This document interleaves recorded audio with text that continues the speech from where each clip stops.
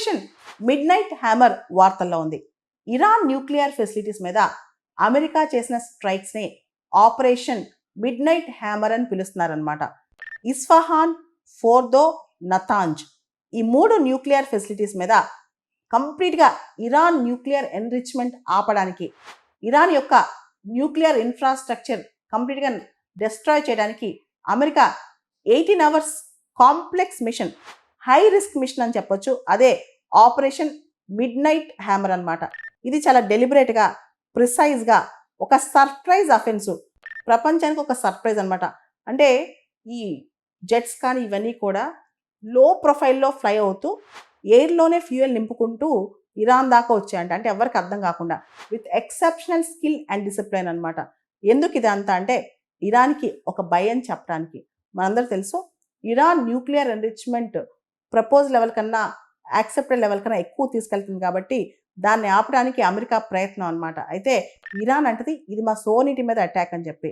America కంప్లీట్గా proper ఎగ్జిక్యూషన్తో multiple డొమైన్స్తో చాలా జాగ్రత్తగా కోఆర్డినేట్ చేస్తూ అటాక్ చేసింది. అంటే శుక్రవారం శనివారం మధ్య అర్ధరాత్రి పూట జరిగింది కాబట్టి, మిడ్ నైట్ జరిగింది కాబట్టి దీనికి మిడ్ నైట్ హ్యామర్ అని పేరు పెట్టారనమాట. దీనిలో B-2 జెట్స్ వాడారు, సబ్మెరైన్స్ వాడారు, ఇవన్నీ చాలా వాడారనమాట. దాదాపు 18 గంటల పాటు అమెరికా క్యారీ చేసిన ఈ మిషన్ అనమాట. ఇదే operation mid night hammer. So ఇలా రకరకాల ఆపరేషన్స్ మనం చూస్తే కనుక ఇంతకుముందు ఈ మధ్య కాలంలో లాస్ట్ 2-3 సంవత్సరాలు జరిగిన ఆపరేషన్స్ చూస్తే ఆపరేషన్ ఆల్ అక్సా ఫ్లడ్, ఇది ఫస్ట్ హమాస్ వాళ్ళు ఇజ్రాయెల్ పైన చేసిన దాడికి ఆల్ అక్సా ఫ్లడ్ అని చెప్పి పేరు పెట్టారనమాట. తర్వాత Operation Iron Sword, Hamas October 7, 2023లో చేసిన దాడికి ప్రతి దాడిగా Israel Operation Iron Sword launch చేసింది. తర్వాత హెజ్బుల్లా పైన Israel Operation Northern Arrows launch చేసింది అనమాట.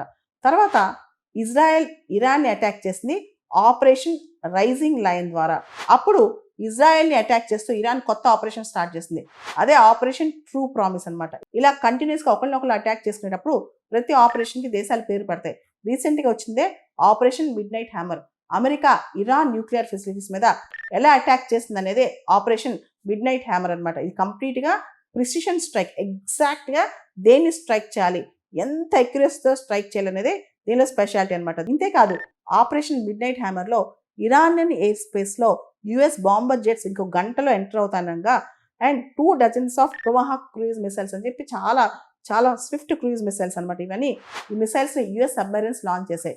అంటే ఒకటేసారి ప్లాన్ చేసుకుని టొమహాక్ మిసైల్స్, B-2 బాంబర్ జెట్స్ ఇవన్నీ కూడా నీట్గా లాంచ్ చేసింది, ప్లాన్డ్గా ఈ ఆపరేషన్ చేసింది అమెరికా అనమాట. సో అమెరికా మిలిటరీ టాక్టిక్ ఏంటంటే ఇక్కడ డెసిసివ్గా ఇరాన్ యొక్క న్యూక్లియర్ ప్రోగ్రామ్ని ఎండ్ చేయడం. ఎందుకంటే ఇజ్రాయెల్ కూడా భావిస్తుంది ఇరాన్ అనేది ఎగ్జిస్టెన్షియల్ థ్రెట్ అని చెప్పి. అంటే ఇరాన్ దగ్గర న్యూక్లియర్ వెపన్స్, న్యూక్లియర్ బాంబ్స్ ఉంటే ఫస్ట్ థ్రెట్ ఇజ్రాయెల్ అనుకుంటుంది కాబట్టి ఇజ్రాయెల్ ఇరాన్ని ఎగ్జిస్టెన్షియల్ థ్రెట్గా భావిస్తుంది. అమెరికా కూడా ఇప్పుడు వార్లోకి ఎంటర్ అయింది కాబట్టి ఈ వార్ బాగా పెరిగే అవకాశం కనిపిస్తోంది.